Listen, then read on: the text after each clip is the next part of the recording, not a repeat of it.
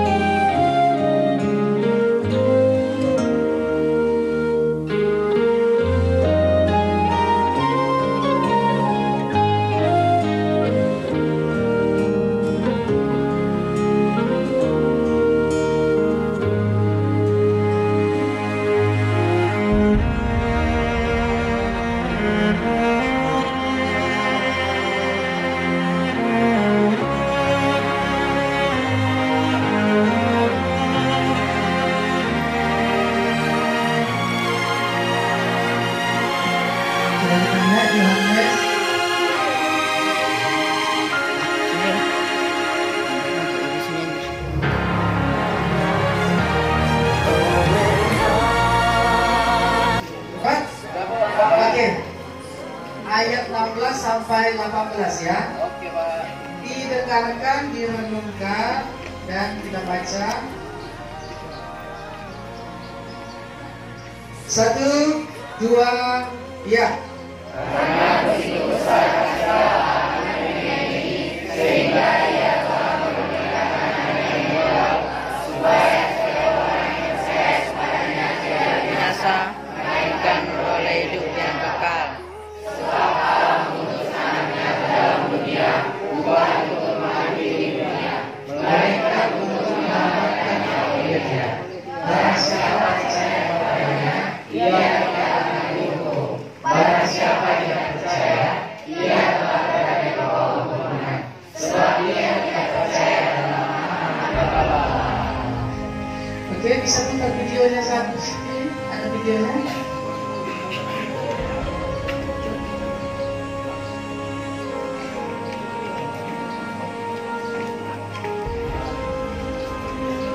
Pada manusia. Ini hanya ilustrasi ya.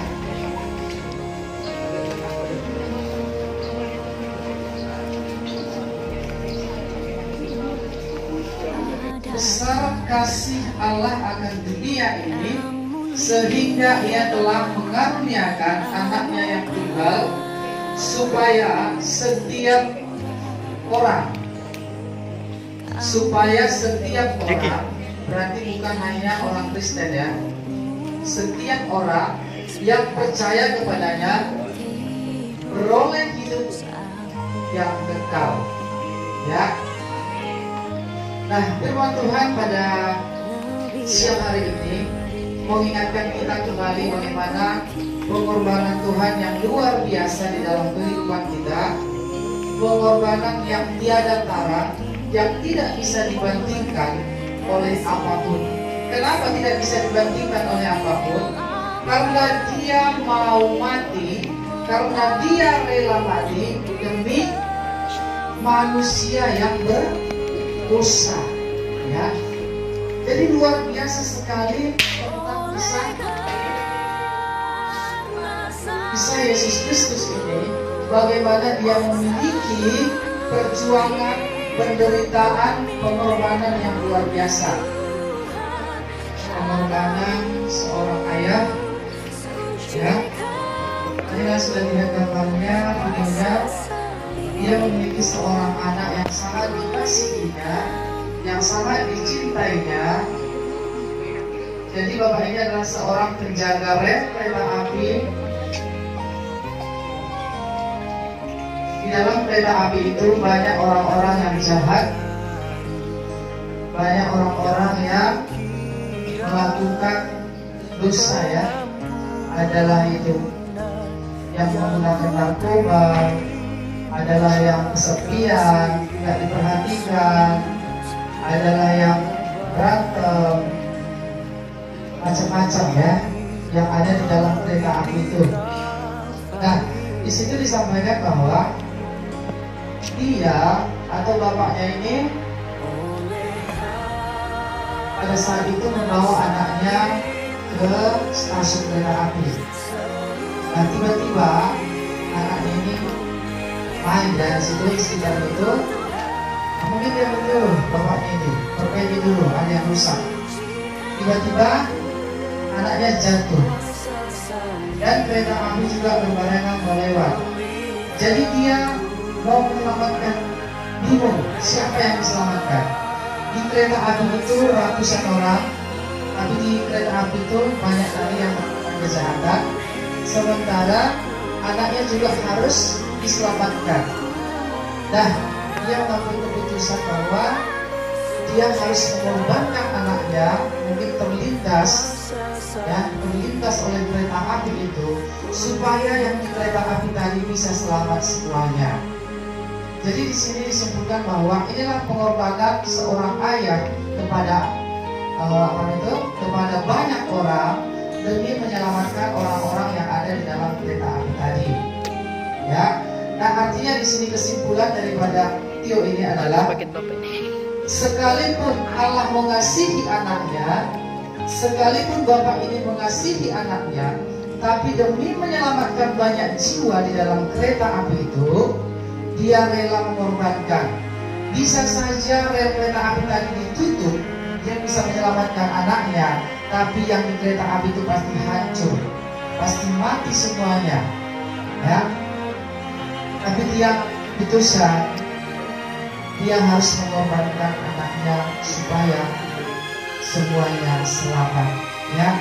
Memang tidak gampang untuk memilih, tapi dia harus memilih pada waktu itu juga sebelum terlambat, ya. Jadi membutuhkan pertolongan. Oke, bos. Nah, ilustrasi ini adalah menyampaikan kepada kita, Bapa Allah kita itu, ya, sangat mengasihi manusia. Di situ dikatakan bahwa dia memiliki anak dan memiliki anak, ya. Jadi kita sebagai orang Kristen sudah paham tentang Tritunggal, Allah, Anak, dan Roh Kudus.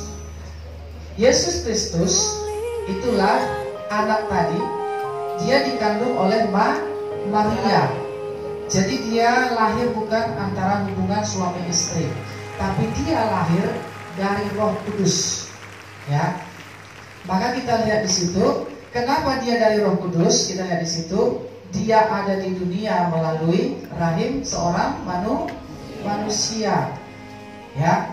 Nah, itu sudah difirmankan, dinubuatkan 400 tahun sebelum perjanjian lama, perjanjian baru. Artinya sebelum Tuhan Yesus lahir ke dunia, dinubuatkan di kitab-kitab Yesaya. Bahkan ada seorang akan hadir sebagai penolong manusia. Dan di situ dilihat bahwa kita lihat bagaimana pengorbanan Tuhan yang luar biasa. Dia sangat mengasihi anaknya, dia sangat mencintai anaknya, ya, lebih dari segalanya. Tapi dia harus mempersembahkan, dia harus memberikan demi apa? Demi menyelamatkan manusia yang sudah berdosa, ya.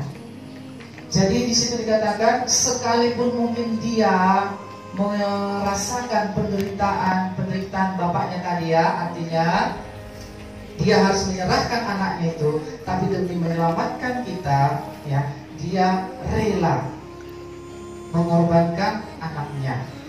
Sama seperti kita lihat masuk ke poin-poinnya.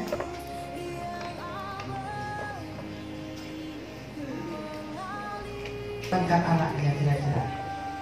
Untuk apa dikorbankan anaknya? Itu tadi untuk menebus dosa manusia. Yang pertama Bapak buat di situ adalah the power of love. Ya, the power of love ini artinya karena kekuatan cinta tadi, karena begitu besar kasihnya, karena begitu cintanya Allah kepada manusia. Kenapa dia cinta kepada manusia? Yang pertama, kenapa dia cinta kepada manusia? Kenapa dia begitu mengasihi kita? Karena kita ini adalah ciptaan yang paling sempurna, paling mulia, ya, mahkota dari segala ciptaan Tuhan. Tahu ini artinya cinta.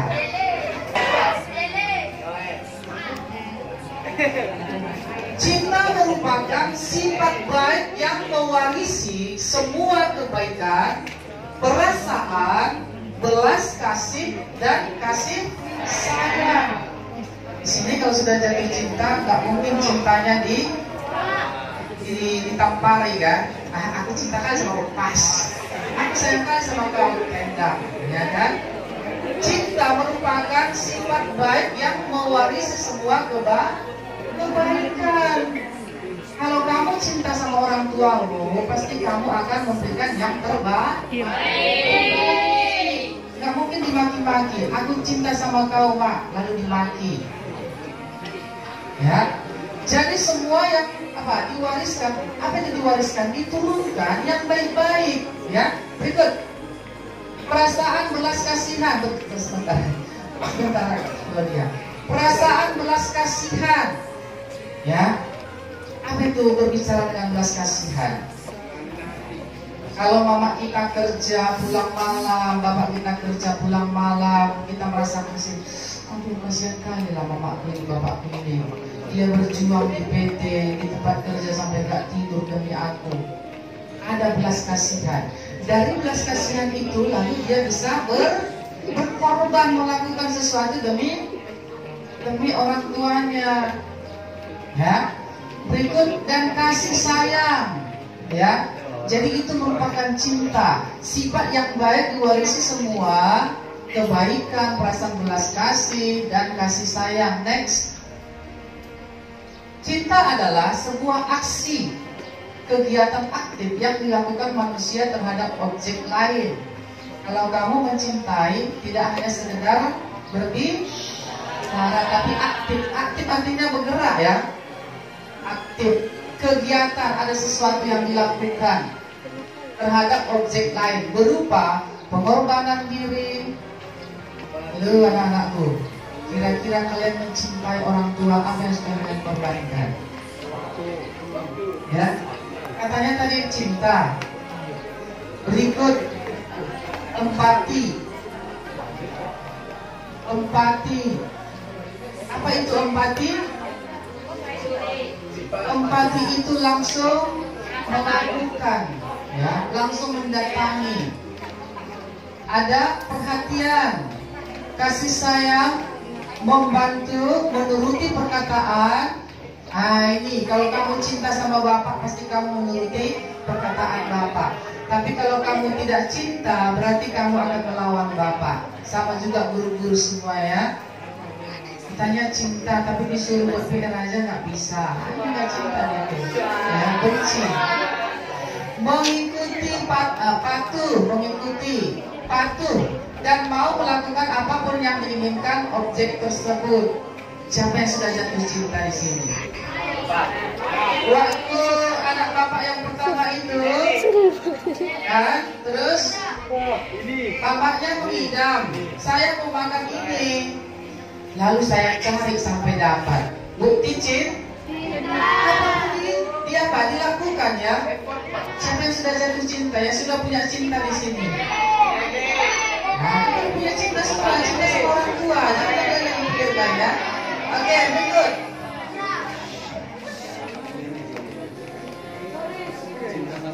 Next. Yang pertama, kedatangan anak manusia itu ke dalam dunia adalah untuk menyelamatkan manusia dari lumpur dosa. Coba lihat satu videonya.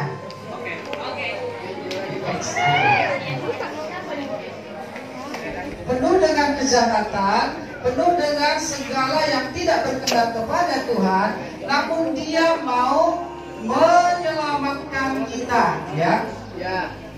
Nah, di sini kita melihat bagaimana pengorbanan tadi yang tentang cinta tadi ya. Apapun dikorbankan. Demikian juga Tuhan mengorbankan segalanya demi cintanya kepada kita. Nah, ini nanti mungkin videonya singkat aja, Bapak ceritakan aja karena suaranya juga kayak ini. Jadi kisah ini adalah seorang gelandangan. Gelandangan ini adalah tidur-tidur di emperan, di teras, di kaki lima, ya. Jadi dia tidak berharga, dianggap orang sebagai sampah, tidak berguna, ya. Namun ada seseorang berinisiatif, ingin menjadikan gelandangan ini menjadi berharga, ya. Gelandangan ini dijadikan menjadi baik keadaannya.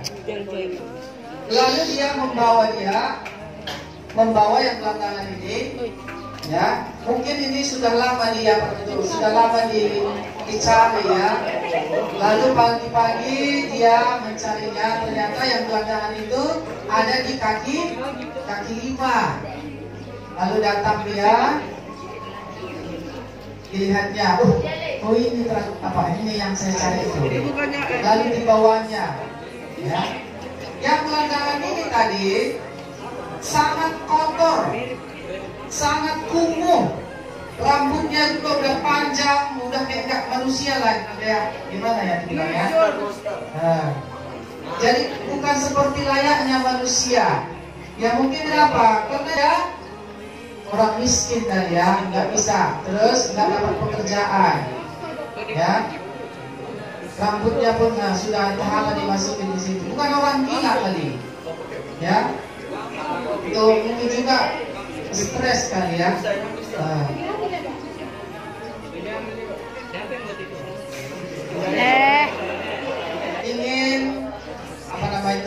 Ingin mengangkat derajatnya sama seperti manusia layaknya ya.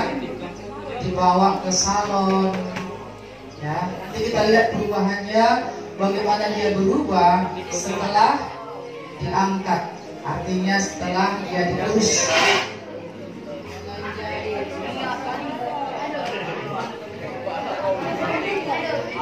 Oke, langsung potong aja, karena panjang. Langsung ke setengah aja, pertengahan. Nah, ini dia, jadi berubah ya, jadi manis, jadi cantik. Padahal tadinya sudah bukan seperti orang lagi.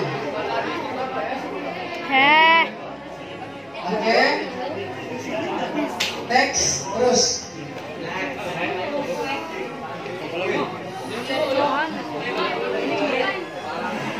Jadi keadaannya sedikit demi sedikit mulai berubah, ya.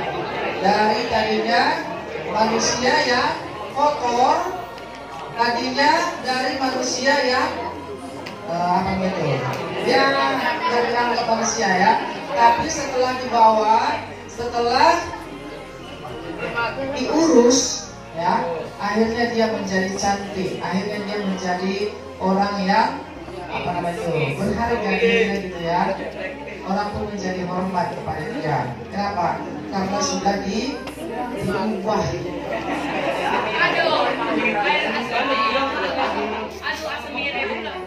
Oke, akhir jadinya lihat bagaimana dia terakhirnya.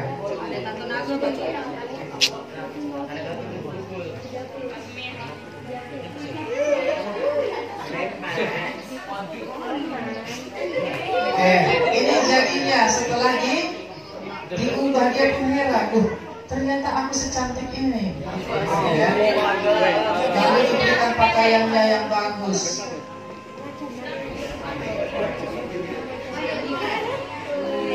Gimana kira-kira di akhirnya?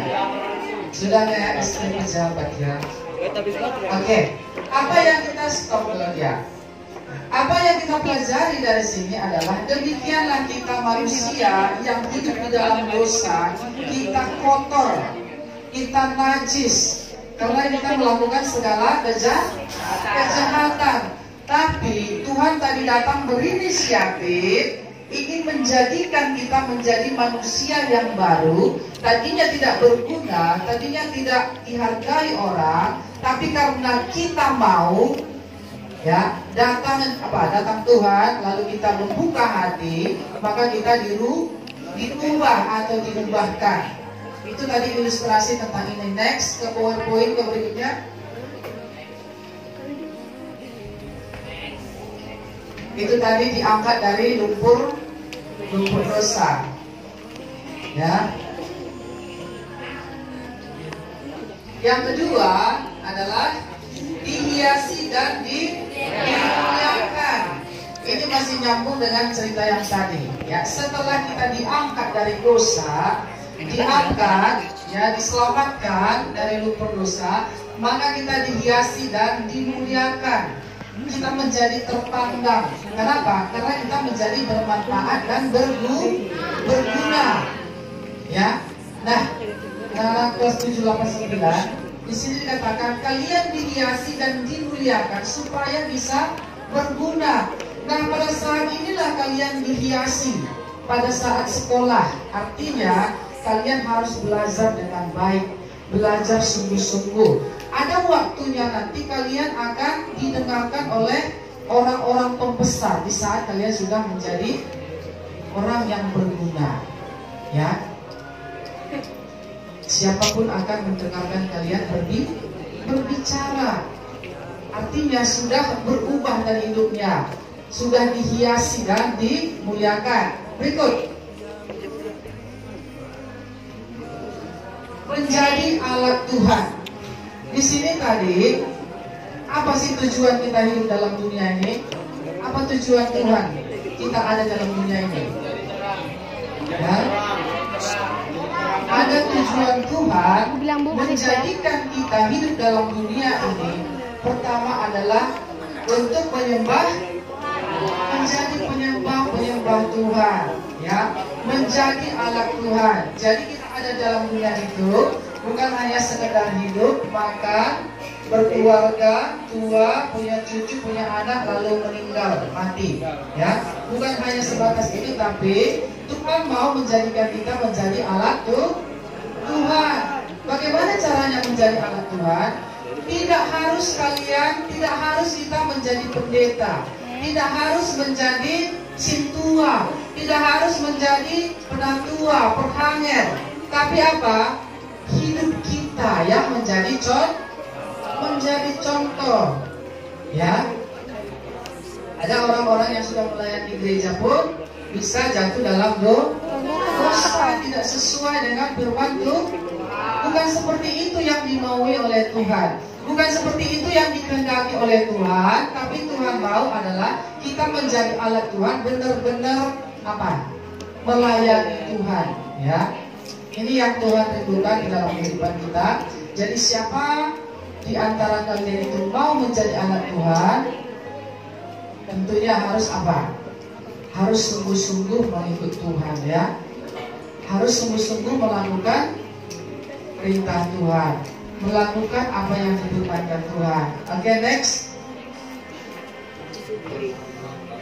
Pengorbanan merupakan suatu pemberian yang didasarkan atas kesadaran moral yang tulus ikhlas, tanpa pamrih dan tanpa ada perjanjian.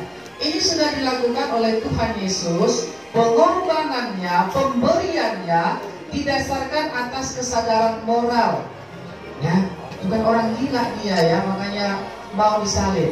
Tapi dia sadar, kesadaran moral yang tulus, ikhlas ya, dia ikhlas tanpa pamrih, tanpa mengharapkan balasan dan tanpa ada perjanjian.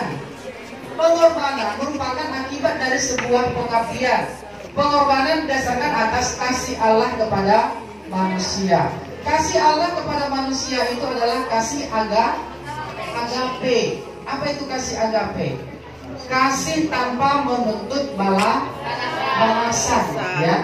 Kasih tanpa mengharapkan imbalan atau balasan. Next. Melalui kematian Yesus, kita mendapat pengampunan atas setiap dosa dan pelanggaran yang pernah kita lakukan, dan hubungan kita dengan Allah kembali dipulihkan. Kita menjadi manusia yang kembali memiliki kuasa dan otoritas Allah, dan gambaran Allah kembali dipulihkan dalam diri kita. Jadi di sini dikatakan melalui kematian tadi, melalui kematian Yesus Kristus, kita mendapatkan pengampunan atas setiap dosa dan pelanggaran yang pernah kita lakukan. Dan hubungan kita dengan Allah kembali dipulihkan, diperbaiki. Ya, next. Habis ya. Oke. Jadi firman Tuhan terakhir, begitu mahalnya harga diri kita karena ditebus dengan kematian Yesus. Yesus sudah berkorban untuk setiap kita. Jangan sia-siakan pengorbanan Yesus. Isi hidup kita dengan taat kepada Allah dan melakukan semua perintah-perintahnya. Dan Allah menyertai kita sampai kesudahan zaman. Allah Immanuel bersama dengan kita. Terakhir Bapak, kita putar film pengorbanan Tuhan Yesus. Luar biasa untuk menyelamatkan kita yang sudah melakukan dosa, melakukan kejahatan, dari mulai sejak kita sudah mengenal dan dapat melakukan dosa. Inilah yang mau ditebus oleh Tuhan ya. Inilah yang dikorbankan Tuhan demi kehidupan kita, supaya kita tadi apa? Memperoleh hidup yang kekal. Terus anaknya ke dalam dunia bukan untuk menghakimi dunia, melainkan untuk menyelamatkannya oleh Dia. Barang siapa percaya kepadanya, ia tidak akan dihukum. Barang siapa tidak percaya, ia telah berada di bawah hukuman, sebab ia tidak percaya dalam nama Anak Tunggal Allah. Nah, di sini dikatakan bahwa sebab Allah mengutus anaknya ke atas dunia, ke dalam dunia, bukan untuk menghakimi, tapi menyelamatkan. Terakhir dia datang adalah Tuhan Yesus terakhir datang adalah untuk menghakimi, yaitu nanti setelah orang-orang percaya naik ke surga.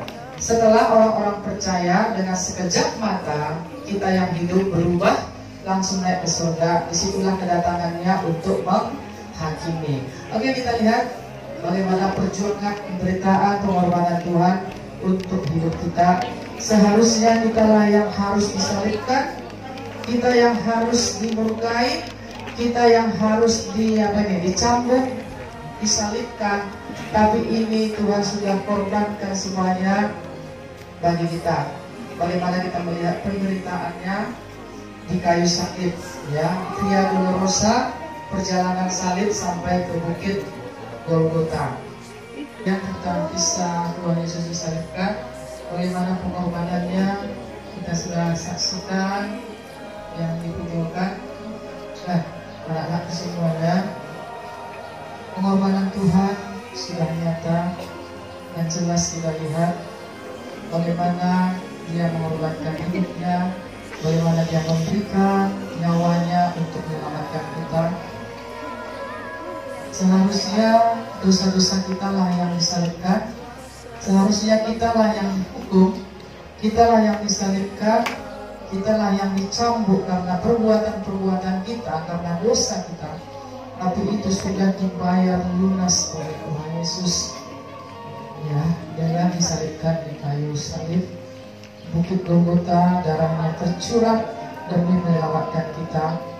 Anak-anakku semuanya, jikalau kalian sudah melihat dan mendengar firman Tuhan, bagaimana pengorbanan Tuhan bagi kehidupan kita, ya, mari kita berubah sikap kita, mari kita berubah perbuatan kita.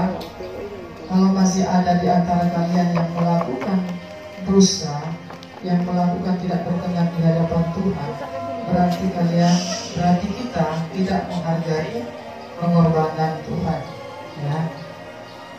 Kita tidak menghargai, maka kita tidak peduli tentang pengorbanan Tuhan di kayu salib. Nah, kalau kita tidak peduli, kalau kita terus melakukan apa yang itu jahat, apa itu dosa, maka tadi dikatakan berarti kita tidak percaya kepada Tuhan, berarti kita hidup di dalam penghukuman. Ya, inilah firman Tuhan. Kita angkat pujian satu tadi, karena salibmu. Karena salibmu ku hidup, karena salibmu ku benar. Kelas 9 ke depan Bapak mendoakan untuk persiapan apa? Untuk persiapan ujiannya. Engkau yang berkuasa.